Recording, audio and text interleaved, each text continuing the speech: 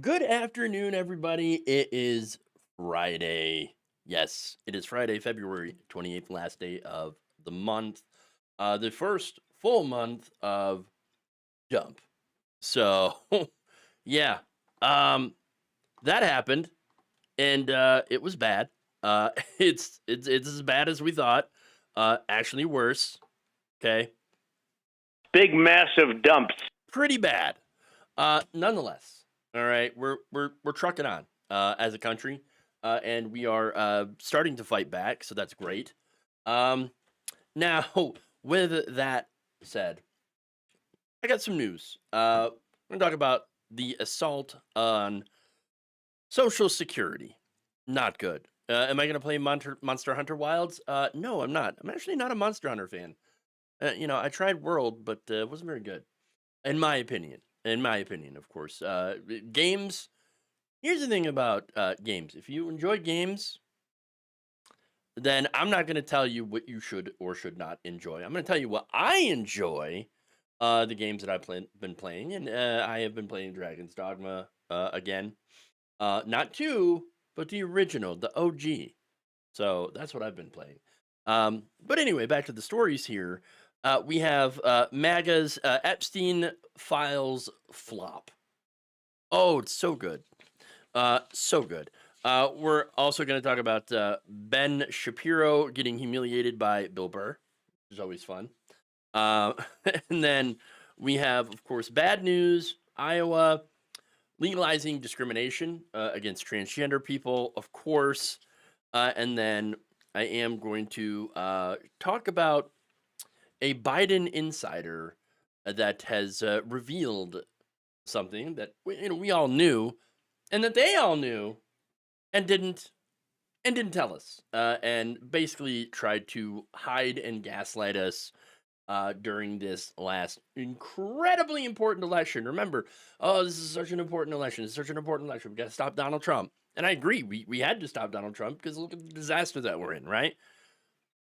But then they took probably one of the weakest candidates against Donald Trump, and I mean, went until he pretty much self-destructed, and then replaced him with Harris, someone that again, without a primary contest to find out who the strongest Democrat against Donald Trump would be. And well, we all know the story there. So disastrous. But we're gonna talk about that. So I've got some video for you on that as well. That said, first, why don't we get to the disaster that is happening at the Social Security Administration, um, just being absolutely eviscerated. So, before I get into the stories too, please like and share the stream if you haven't already. Very important that you do so. And of course, please consider signing up to become a member on YouTube or a patron, patreon.com/Jeff Waldorf. So, why don't I go change that scheduled for and just be like, hey, okay, well, it looks like that's already been it's already been changed. So you know what? We're doing it live, folks. We'll do it live. Okay. All right. Anyway, um, let's go. Let's dive in.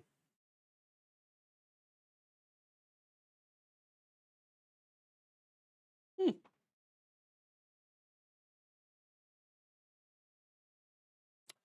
This time, wow.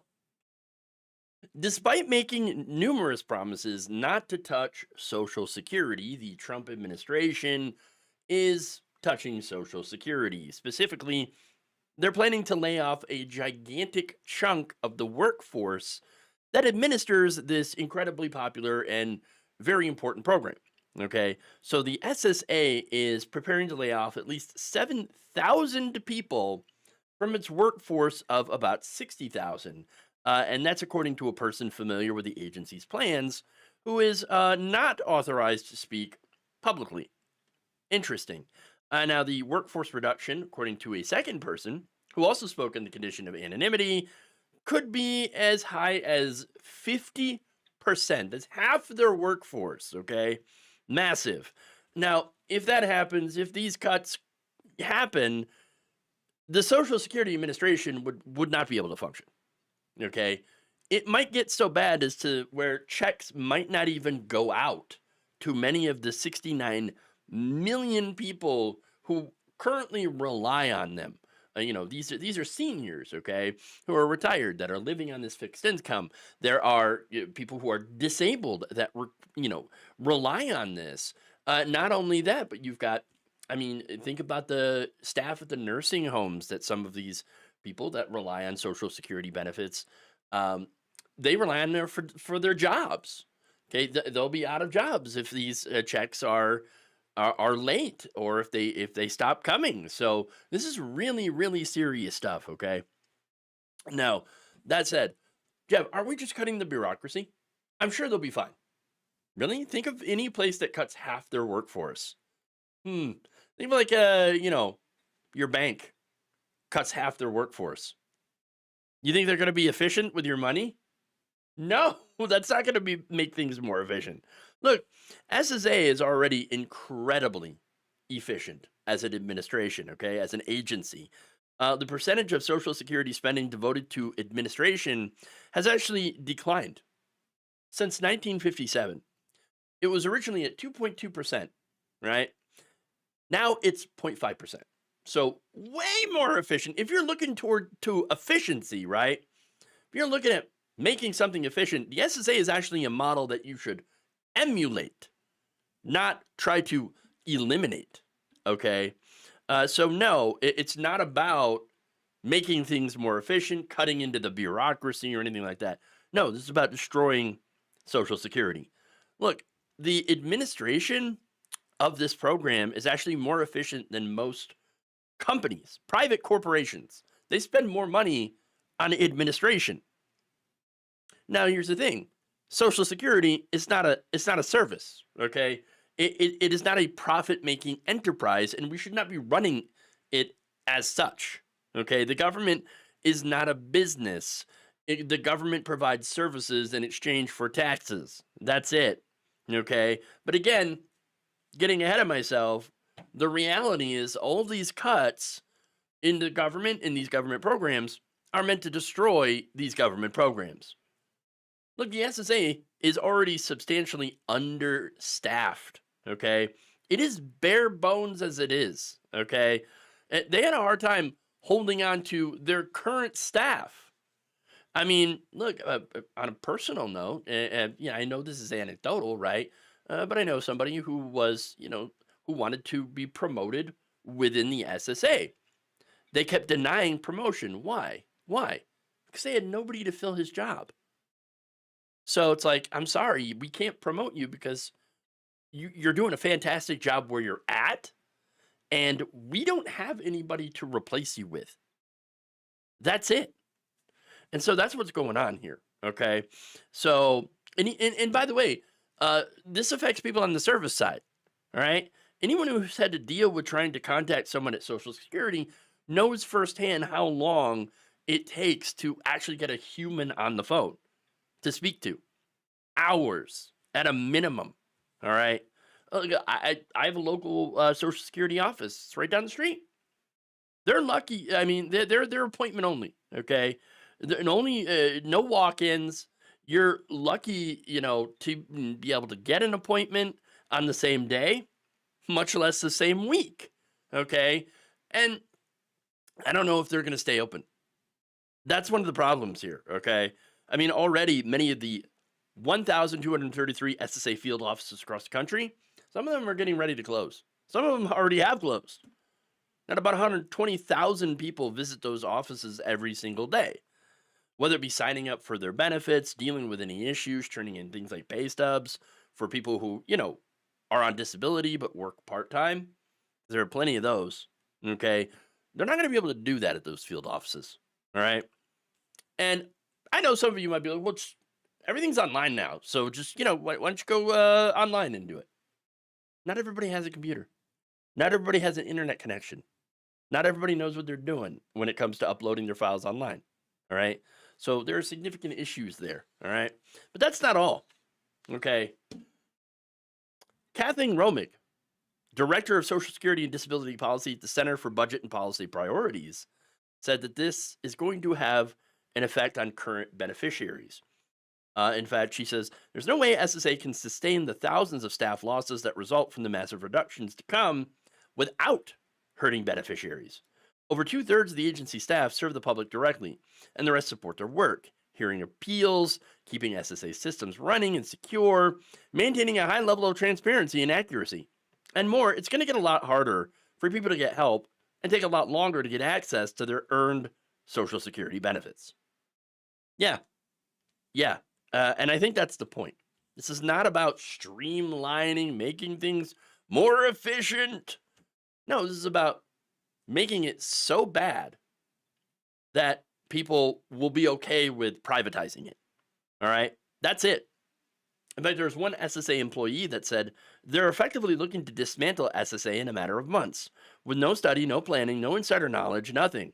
What they're about to do, it appears, should take many, many years to do it right. Well, there is no right way to destroy and privatize Medicare and Social Security, okay? Like they want to. Look, if they wanted to make this better and more streamlined, like they keep saying, then why cut funding for the research on SSA and how to improve it? You know, I'm not saying that there couldn't be improvements ever made, right? That it's perfect, but they're not even looking at that. They slashed the $15 million from the Retirement and Disability Research Consortium, which looks into different ways that you could do this better and more cheaply, okay? So they're not at all interested in it. No, they're interested in shutting down this program, okay? And of course, that's going to hurt a lot of people. It's going to hurt retirees, but the people that are going to be hurt the most are actually the disabled. Currently, 1 million people waiting in line to receive disability benefits. Again, it already takes a long time because they've had a staffing freeze at SSA for years, okay? And that's had an impact. Between 2018 and 2025, the average wait time to receive a decision on a benefit application increased from 110 days to 240 days. That's months of waiting, okay? Months and months. And look, people have lives. People have bills that they have to pay. Okay, if they're disabled, you think they're working? Most of the time, no. Okay, and so what's going to happen? Well, they go bankrupt or they die. And I think there are people that know that and are like, good, we don't give a damn. And actually, that's part of our plan. That way, you'll never be able to collect those benefits. So when we privatize it, that's more money in our pockets. Look, at the end of the day, it's pretty obvious what this is. A full-on frontal assault against Social Security. That's it. Donald Trump, he lied about it. All right? Donald Trump lied about it. Elon Musk lied about it and continues to lie about it. And the right wing, who says, oh, we're going to protect Social Security, don't worry about it. They're lying about it too. The fact is that they have been trying for so many years, decades, to break it, to break Social Security, break it apart, and then sell it off to their friends so that they can profit with our money.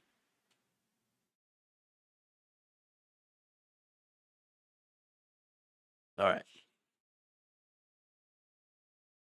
Trump voodoo doll getting lots of playtime these days, running out of needles. Yeah, no kidding.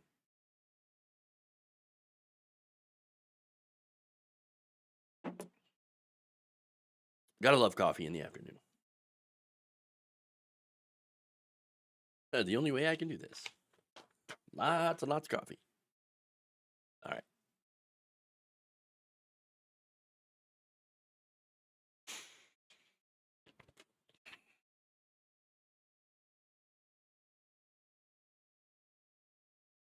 It appears the far right is melting down over the so-called Epstein files, or I should say the lack thereof.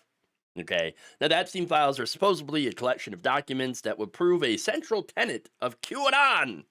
that our government is filled with PDFs, okay? And that the government knew and still knows and still protects these PDFs from prosecution. That's right, from finding the rapists and the child predators. Donald Trump, of course, promised to bring this to light, promised to have these files declassified, which, by the way, would be great. Yeah, if they existed, great. Let's do it. Yes, I don't want to protect those people, right, if they exist. But again, there happens to be one problem here. Apparently, these grand documents that expose all this stuff don't actually exist. And what was released wasn't anything that we didn't already know. In fact, Attorney General Pam Bondi had repeatedly promised that she was going to release never before seen files, okay, relating to Epstein. And it's gonna be new. These are things that we've never seen. In fact, here she is on Fox News. Breaking news right now, you're going to see some Epstein information being released by my office. What kind? Are we going to see who was on the flights? Are we going to see any evidence from what he recorded? Because he had all of his homes wired with recording devices. Yeah. What you're going to see, hopefully tomorrow, is a lot of flight logs, a lot of names, a lot of information. But it's pretty sick what that man did. Yeah, man, we're going to see a whole bunch of stuff never before seen, because they were hiding it and everything, but we're going to see all this stuff. And by the way, what a sick person. What a sick person. Okay, yeah, well, I agree. Totally sick person. Yeah, great. If you got it, bring it forward. Oh, it turns out when it came the day to release the goods that she said that she had, she did not deliver. Shocker. And again, the thing is, she made this a gigantic spectacle. All right. Oh yeah, no, we got the files. We're gonna release them. It's gonna be great. But I mean, look at the files. Look at them. We've got binders, everybody. Binders. We're handing them out to right-wing influencers. I mean, look at that. Boy, what a big deal. Look at all the binders. Look at all the binders. Except that they weren't filled with anything new. That's it. It turns out the information that was released by the Justice Department on Thursday was entirely comprised of information that had already been made public over the past decade as a result of the multiple cases against Epstein and those in his inner circle. With one big exception, big orange exception. But yeah, nothing that we didn't already know. Suffice to say, of course, there were people on both sides that were not happy about this. In fact, Florida Representative Anna Paulina Luna, who was recently picked to lead a task force on ending government secrecy, wrote on X, quote, "I nor the task force were given or reviewed the Epstein documents being released today. A New York Post story just revealed that the documents will simply be Epstein's phone book. This is not what we or the American people asked for, and a complete disappointment. Get us the information we asked for." Now, what's the information that they asked for? Again, they want to prove the QAnon stuff. Okay, they want to prove Bill Clinton and then all the Democrats, and yeah, they're the real problem. Yes, that's the stuff that we want to see. That's the stuff. They don't want to see the other stuff, the real stuff. The stuff that might implicate a certain sitting president. Okay, and as Sarah Fields wrote on X, "I believe this is called gaslighting," referring to that interview on Fox News. In an interview yesterday, Pam Bondi implied that she had already seen what was to be released and discussed it. Then today expressed outrage that what was supposed to be included was not there. I believe we call this an epic fail. Laura Loomer, who, I don't know, man, there's some broken clocks, and her clock seems to be broken more than more than others because she keeps coming out with bangers. All right. Here's what she said. There is one person who takes the blame for what happened today. It's Pam Bondi. I think she should resign. Ooh, nuclear. She went on Fox News and said the files were on her desk. Then she went on Fox News last night and said we would have the files today. She is a total liar. Just face it. I'm not even joking. I literally feel physically nauseous over what happened at the White House today. I ordered dinner and I can't even eat it because I have no appetite from what happened today. This is really unacceptable. And everyone should be calling out today's stunt. So, look, again, she's actually right. Broken clocks, right? But they're everywhere. They're everywhere. So now, after getting a lot of pushback from the right wing and some jokes from Democrats, like Jared Moskowitz, I think, put out his own post of like one of the pages, and it's just all redacted. That's it, all redacted. It's like, oh wow, well, so this is what you were putting out. Okay, great job. After all that pushback, that backlash, Bondi responded by doing what conservatives do best, blaming somebody else. Specifically, the FBI field office in New York. Okay, of course, New York. It's got to be New York, right? Oh, the FBI in New York. Oh, they're holding those thousands of pages of documents back. I thought you said you had them on your desk. I thought you had them right there. And you were going to show them.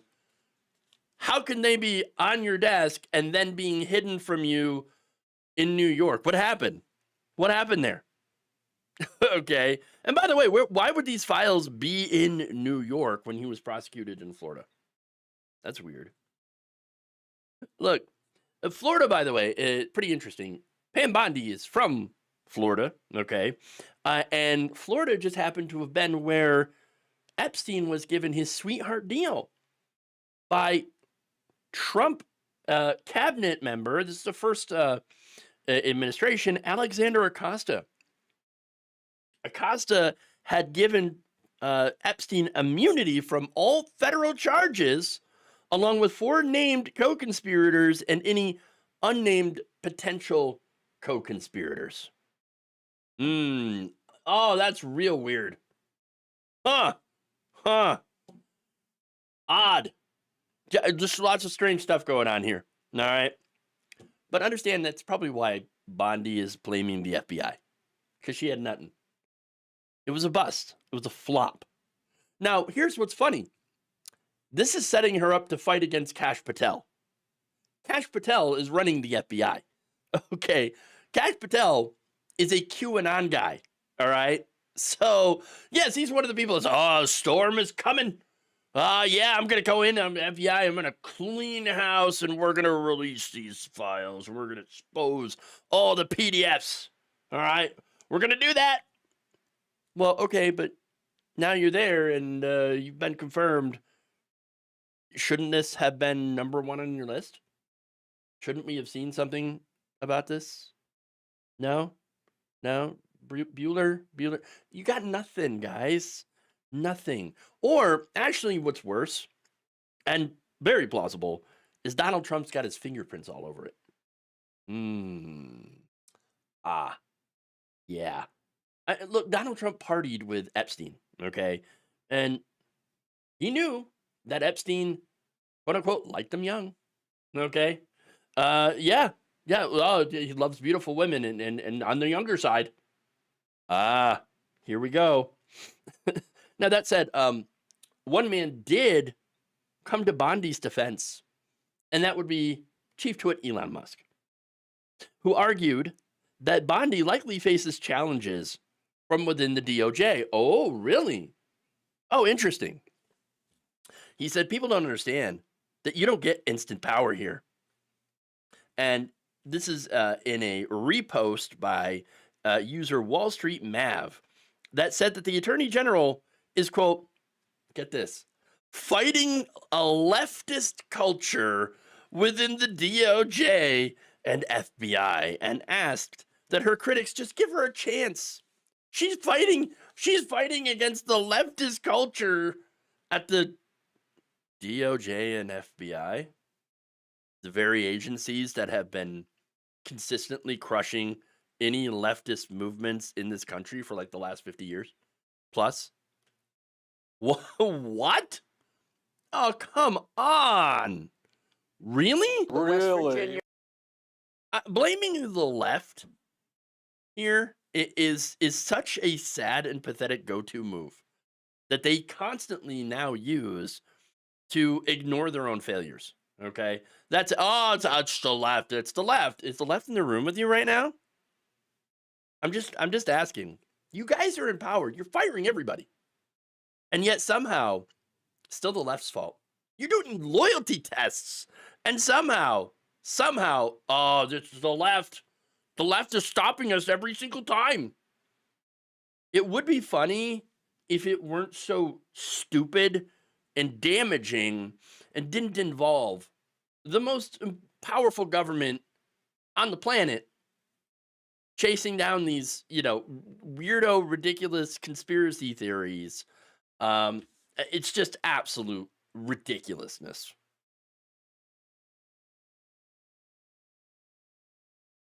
Yeah, scapegoating at its worst. You were absolutely right, Jedi Protector. Oh, okay.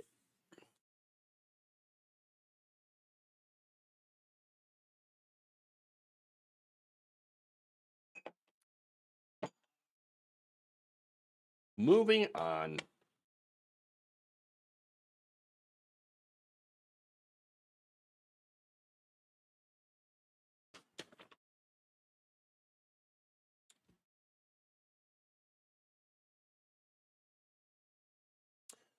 Comedian Bill Burr has apparently become woke, according to Ben Shapiro.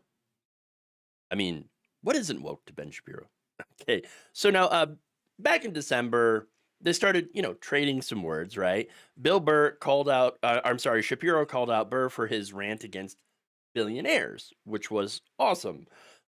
In fact, he said, and I'm going to have to, tone it down here for the audience. There's a lot of swears in this. So I'm just going to have to, censor it a little bit there. He said the amount of people that are struggling out there because of these effing billionaires, they got us all arguing liberal and conservative. We got to stop doing that. I am so tired of hearing about people going to bed worried about what's going to happen next week. There's so much effing money in this country, and there's so much work being done. And if you work a whole effing week at a job, you should be able to pay your rent. You shouldn't have to go out and get another job and still be struggling. It's bad for the country because the kids don't see their parents and they're not getting the upbringing they need. Now, that's a really good point because it's like, hold on. You guys claim to be pro-family, right? And yet you don't want a single parent to be able to make enough money for the co-parent to be able to stay home and take care of that family? Well, that's weird. I mean, that doesn't sound pro-family to me. All right. And there's more. He says these billionaires, they need to be put down, like rabid dogs. They're rabid with effing greed and just going out of their way and dividing everybody. Yeah, no, it's absolutely true. Absolutely, yes. Again, this guy's a comedian and he is, doing pretty well. Yet, he is actually able to call it out correctly. Now, he went on to say, the epitome of this time right now, like how divisive we are, that like the Gulf of Mexico is now the Gulf of America and people get excited. Like, how does that help your wallet? It's an empty gesture. And then it's also like a racist gesture. Like that's the white guy saying F Mexicans without saying it. Who has a problem with Mexicans? What is the real problem? This is just such an ugly time. Yeah. 100%. So now, of course, Ben Shapiro hears that. And since he is a defender of all things billionaire, unless it's George Soros, whom he hates, he's like, I can't believe Bill Burr going woke. How dare you? Wait a minute. How is worrying about massive wealth inequality that affects us all, how's that going woke? Well, actually, it is. It is woke because you're aware. Okay, that's why being woke is a good thing. I think we should all be woke. Okay, The wokers. I know, should all be woke. But that said, the right wing has made it so that being aware of things, being aware of actual societal issues, is somehow considered to be bad. Okay, great. So now Burr responded to this in an interview with the New York Times. And he said this, quote, all he knew is if he put woke on what I said, he would make more money. I don't know who he is, but that guy is a jerk off. True. Look, Ben Shapiro is a sad, pathetic little suck up. All right. Again, the guy sucks up to Donald Trump, who we claim, like, I remember when he was anti-Trump, right? Trump is going to be disaster for the party. It's going to be disaster. Oh, I love Donald Trump. He's so great. Sucks up to Elon Musk. Sucks up to other billionaires. Why? Because that's who funds him. That's where he gets his money. Now, Burr is right, though. Ben calling somebody woke does mean more money in Ben's pocket, because that's where a lot of this came from. Just a right-wing grift.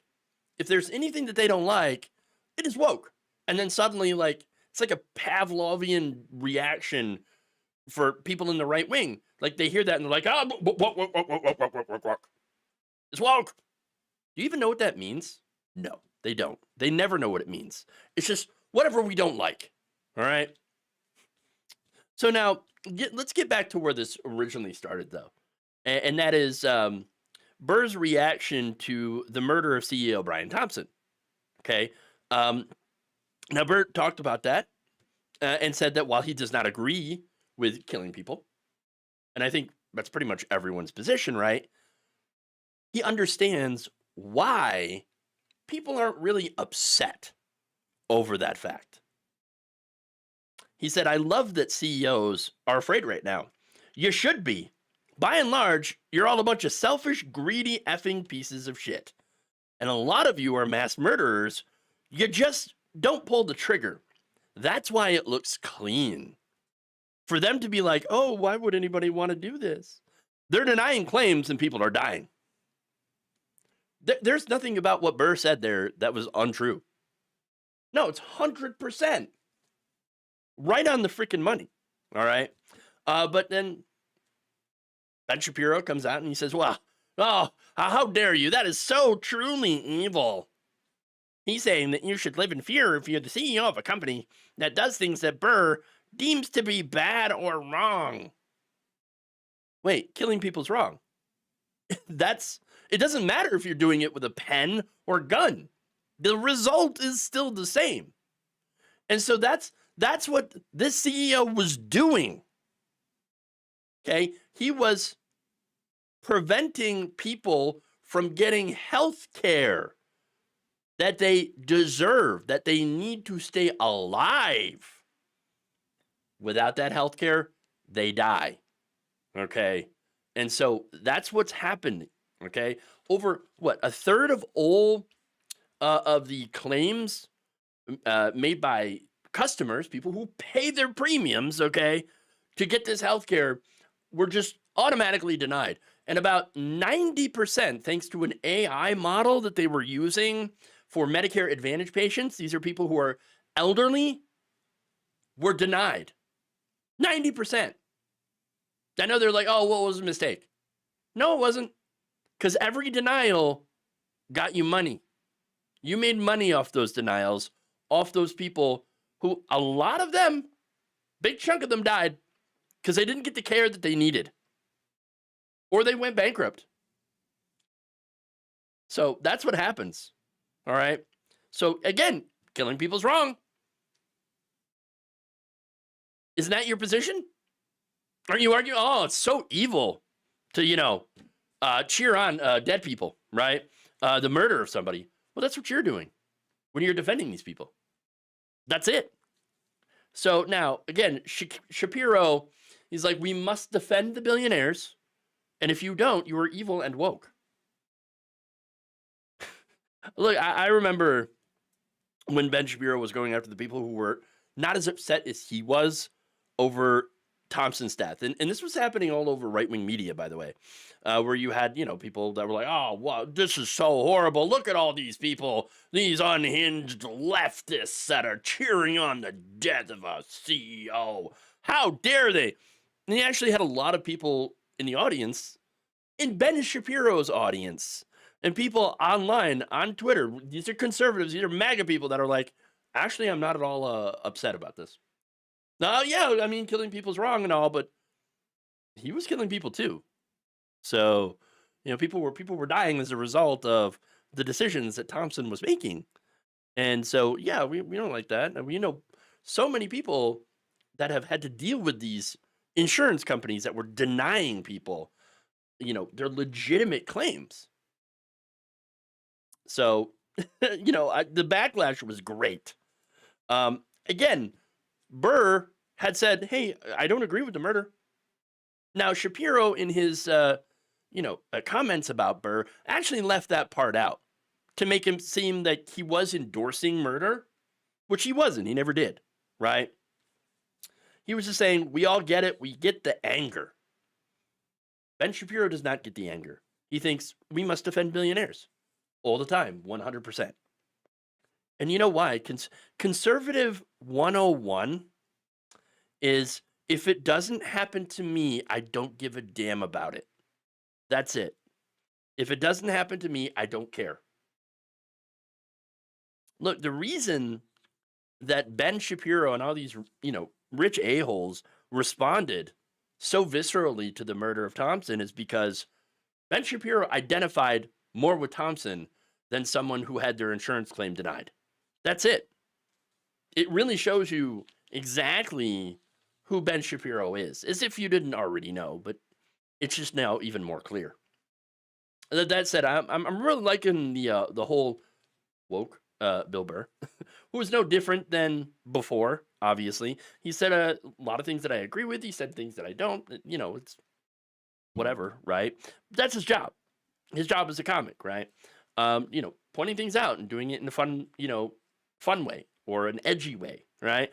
And so, I'm just glad to see one comic not jumping on the I've been canceled, so I'm going to become a massive right-wing douchebag for money train. It's nice. It's refreshing to see. And I love when one of these people dunks on Ben Shapiro. There should be more people dunking on Ben Shapiro. He certainly deserves it.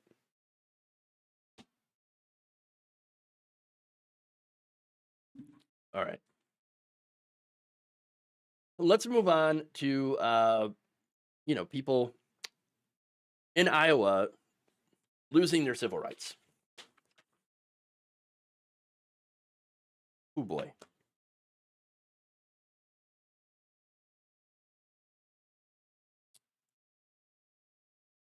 It is now open season on transgender Americans in Iowa. The Republican-led legislature there has voted to remove gender identity from its anti-discrimination laws. So that's been there since 2007. The state Senate passed the measure on a Thursday, 33-15 vote along party lines, and its House did the same in a 60-35 vote held the same day.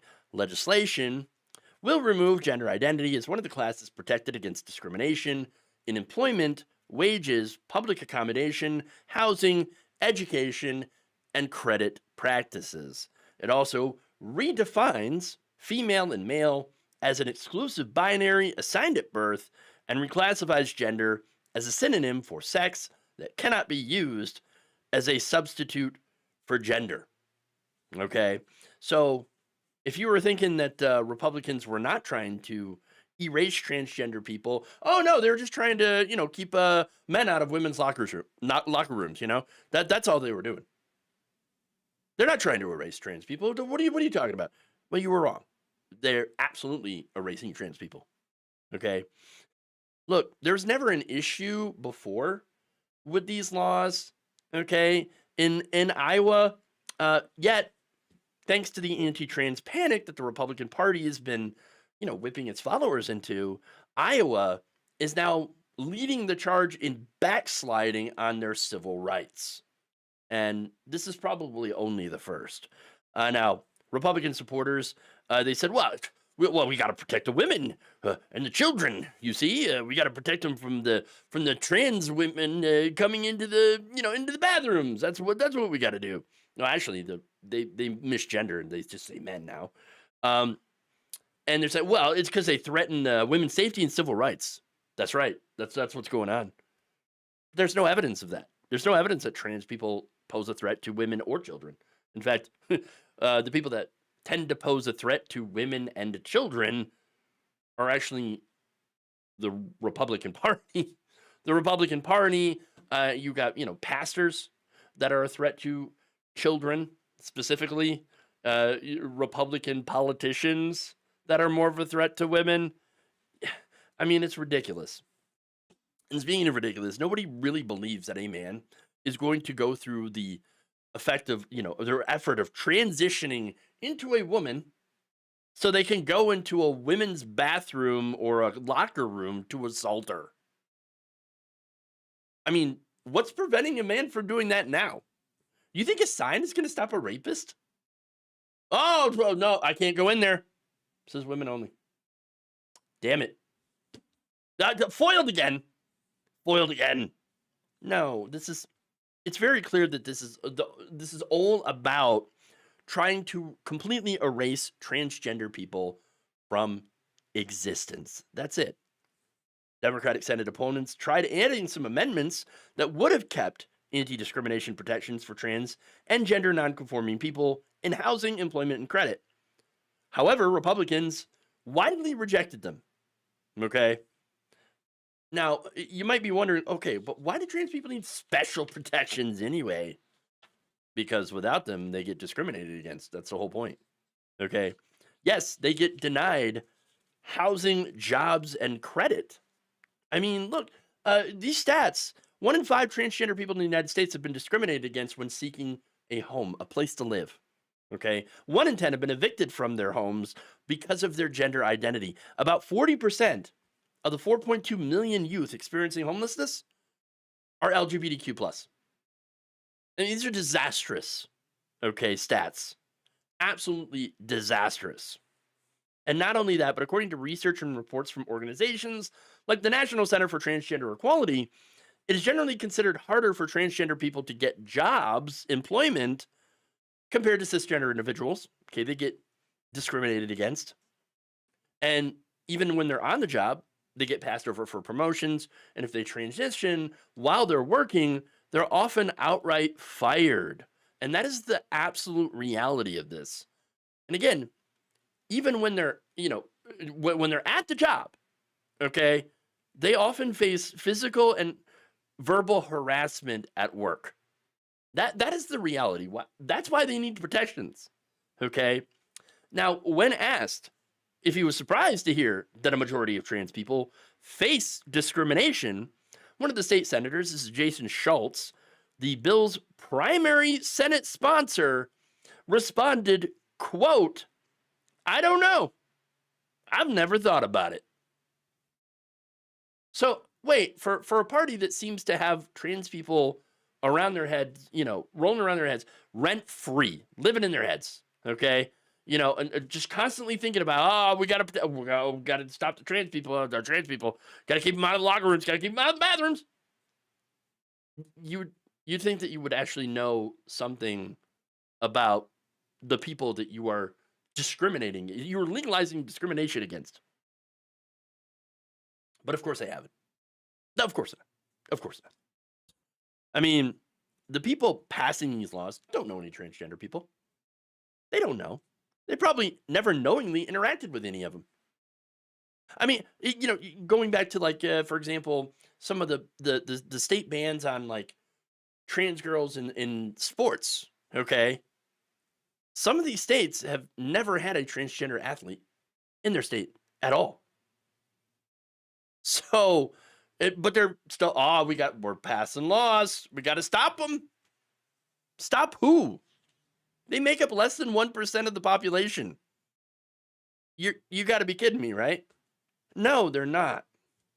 All they know about transgender people is the constant barrage of lies against them and how they're being used as a really effective wedge issue. Okay?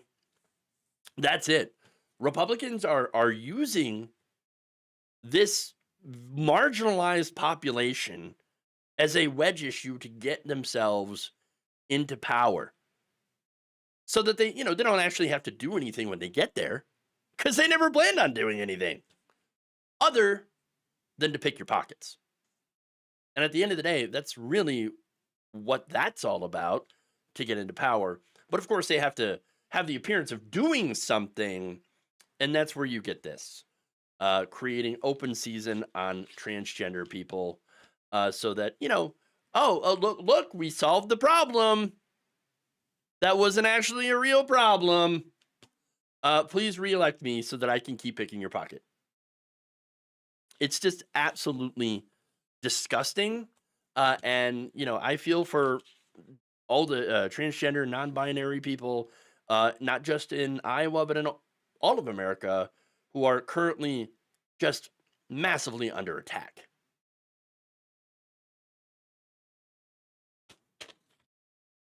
I don't understand why people are so hateful, says Progressively Independent, especially towards people they don't know. Unreal. I know. I can't imagine it. I can't fathom the the amount of hatred that is going, at transgender, brothers, sisters, everything in between. Okay. I mean, why care so much about this group of people that have no negative effect on your life whatsoever? I mean, in fact, when you think about it, transgender people have actually helped the right wing, a lot of these right wing influencers, get more famous, get rich. People like Riley Gaines, who lost, not even to just a trans person, right? She, lost to other cis people, okay, who just was completely terrible at her own sport, okay? And so she took that, though, and said, well, I can monetize this. And now she's getting bank. It's just completely, destructive, but also, hey, I'm not going to get any backlash, or anything like that. I'm not going to suffer any consequences for punching down at this group. And in fact, I want to make money from it. The incentives are just disgusting with these people. Okay. That's it. Before I get to the last story here, I just want to remind everybody, please like and share the stream. Those of you who are watching this live, and of course, those of you who are listening to this recording later on, it's because you're members. Very likely patrons, patreon.com/Jeff Waldorf. Thank you for signing up and supporting the show. Need your help more than ever. So if you could go there and you could sign up, those of you who haven't already, who are listening to this live or listening later on YouTube, really would appreciate your help. We need it more than ever. So thank you for those who do sign up. Okay. With that, why don't we go to the last story here? Oh. A top Biden insider has openly admitted to gaslighting the public about the former president's age and mental acuity. Cover up to me is a little hard, a little harsh. Every politician, everybody, every human being tries to cover up age. Would you say it was solved? There are some things that are true. I mean, like the gaslighting, there was a lot of denial of the polling. And I will use the term gaslight because that's what they were doing. The campaign, former colleagues, the message to everybody was to make sure that you tell people it's too early. It's too early. These polls don't mean anything. Well, it became too early and these polls don't mean anything for about a year and a half. The polls, so the numbers never moved. Right. And but by denying the data that was out there publicly, by denying the really insightful journalism that, you know, they were actually demeaning a lot of the people, but it was the data denial that really bothered me because we loved polling when we were running, Right. because we were always ahead. All of a sudden, because they're always behind, the polls are meaningless, and we're attacking the New York Times. They did do a lot of gaslighting of people, and I think if you were watching MSNBC, you probably believed them, and were probably pretty shocked. But if you were consuming information, consuming data, and looking at it objectively, and trying to interpret it and process it objectively, then none of it was surprising. So that was Joe Biden's ex-press secretary and White House insider Michael LaRosa, okay, speaking to the at an event at the Science Institute at American University with Puck journalist Tara Palmieri. So I wanted to, set the stage and tell you like who he was talking to and who this person is, right? But there it is. I mean, Biden insider admitting that, yeah, the staffers were hiding the ball when it came to any concerns about Joe Biden's age and his mental acuity. Now, there are other things in that interview, by the way, where he talked about.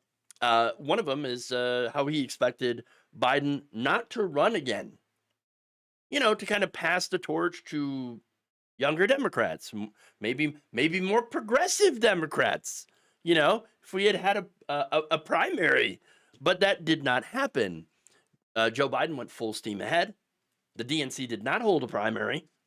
And then you had the disastrous debate where Biden just completely fell apart in front of the American people. There was no question after that debate that's like, oh my God, what are we doing? What are we doing? Now, what's interesting, though, about this is the admission, though, about the polling, okay? So that jumped out at me, okay? And now he said that the polls for Biden were terrible and that they weren't moving, okay? And so they were bad and they were staying bad. So you know what? We're just going to ignore them. And now I remember criticizing Donald Trump, people criticizing Donald Trump as well, for ignoring the polls. Polls, fake news, fake polls. And now you got Biden doing the same thing. Biden staffers, fake polls. It's too early. It's too early. They ignored the reality and had rallied behind a man that nobody really ever wanted him to run again. Honestly, people didn't want him that much in 2020 either. I don't think he was anybody's first pick. Okay. That said, we all know the story when Bernie Sanders was doing well. This was before Super Tuesday. Okay. The establishment panicked. They're like, we can't let Bernie run away with this thing. So President Obama made some calls. Okay. And, it told people drop out and endorse, all line up behind Joe Biden. So that when Bernie gets crushed in South Carolina, which happened, okay, we're going to have Biden as the new undisputed front runner. Because Bernie did much better when there was a divided field, okay? So that's it. I mean, so what happened is they got Joe Biden, okay? He became the nominee, and they're like, oh, thank God we stopped Bernie. Mission successful. That was what we were going for the entire time. We just needed to stop Bernie. But now we're stuck with Joe Biden. Uh-oh. I mean, okay, but that's fine. Don't worry.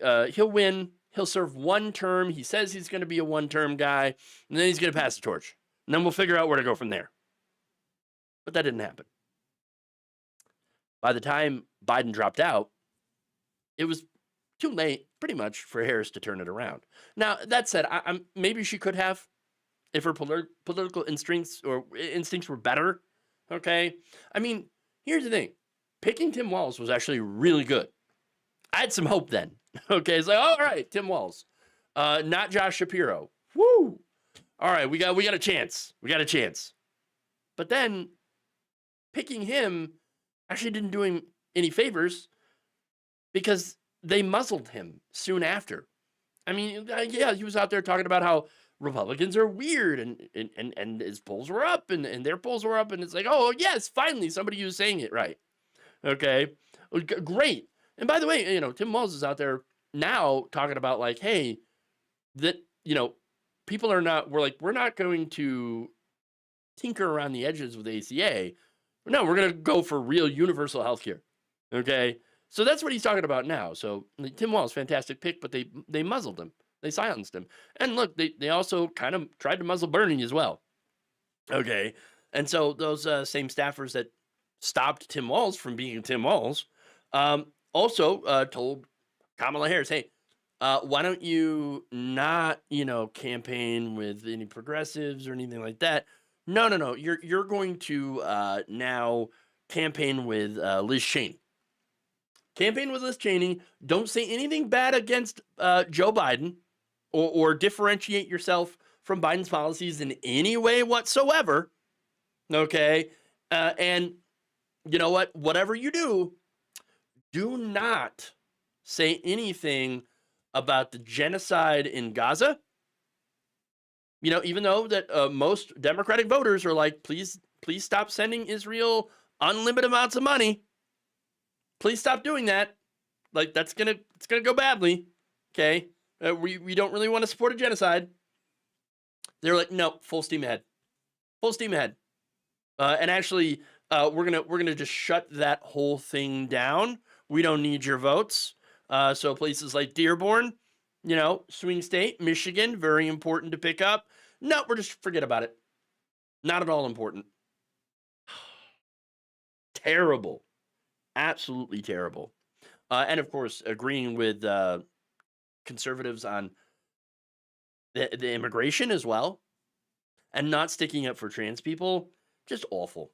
The terrible political campaign, terrible political instincts. Okay, listening to, of course, the consultants and the donor class, which is like, oh, don't talk about the income inequality. Say everything's great.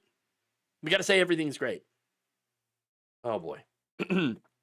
Now I've got one more video here, by the way. Getting back to Joe Biden, and this is La Rosa going on to reveal how Biden staffers were essentially scared to death of letting him do interviews. The president's team was scared to death of impromptu, unscripted, unrehearsed, unpracticed, unchoreographed anything. They couldn't compete for the attention economy. They just couldn't do it. They didn't have any idea, and they didn't have the vessel, either in Biden, by the way, who would have done anything. He loves TV. He loves doing stuff. It was the orbit that did not trust their own candidate. Biden needed the press, and when he needed them the most, they didn't trust him. They didn't give him the benefit of the doubt. And they put their foot on the gas and never took it off. And he was politically dead and won. So this is really important as well, okay? Because remember, during the campaign, Donald Trump was everywhere, okay? He was getting out the message. He was going on like obscure podcasts and hanging out with like Theo Vaughn and all that stuff, okay? Joe Rogan, all that. Where was Joe Biden? Nowhere. Like, he was being hidden by his staffers. So, obviously, how are you supposed to fight back against the torrent of lies that Donald Trump tells on a daily basis? Hiding in a basement. You can't do it. You can't do it. And by the way, when Harris took over, she didn't really do much either, okay? She stuck with legacy media outlets which most people do not trust now. She didn't do alternative media. And so she couldn't get out her message or fight back against these torrent of lies as well. So what they did, these staffers, they played it safe with Kamala Harris and then super safe, not just super safe, but just like, we're going to prevent you from doing anything. And look, huge mistake. Huge mistake. The Democrats absolutely blew it against Donald Trump, who is a convicted criminal. Okay. Look, the party, the Democratic Party is a mess. Okay. And you would think that they would have learned something by now in their post-mortem, but no, they haven't. I mean, Hakeem Jeffries is out there right now punching left. Okay. Oh, it's the left. The left is the problem. We got to stand up against the extreme left and the extreme right, but mostly the extreme left. What's the extreme left? People that want healthcare for everybody? It's ridiculous. And you know, while Hakeem Jeffries is doing that, AOC is getting sidelined by an elderly cancer patient. Okay. And now they're putting up Alyssa Slotkin to respond to Trump's address. Okay. Now, Alyssa Slotkin voted for 8 of Donald Trump's cabinet members. Okay. Voted for the Laken Riley Act, which basically kills due process for immigrants. All you have to do is just like accuse someone that you think could be an undocumented immigrant of a crime, and then their due process is gone, immediately deported. Whether or not they actually did the crime, doesn't matter. And Slotkin was also a George W. Bush national security advisor. She's a neocon, okay? A neocon who's massively pro-Israeli genocide. She was also, like other neocons, endorsed by Liz Cheney. Okay, talk about the kiss of death there. In favor of the TikTok ban. That Democrats came up with. Okay, Democrats supported. Trump first supported it, and then was like, "Oh no, I'm going to come out against it, and I'm actually going to be the one to save TikTok." Oh yes, and there you go. And by the way, Slotkin also against student debt relief and massively backed by crypto and tech bro billionaires. This is the Democratic Party's rising star that's going to challenge Donald Trump. No wonder they keep losing the far right fascists over and over and over again. This party, I mean, is just an absolute disaster and just needs to be, I mean, it needs to be gutted, okay, and replaced. All right, that's it. I mean, the whole foundation is just completely rotted. And if the left ever wants any chance of winning and stopping the fascists, okay, from keeping power, they need to have a massive overhaul of the Democratic Party. Get the billionaires out, get the corporate interests out, and replace it with people who are actually going to represent the working class.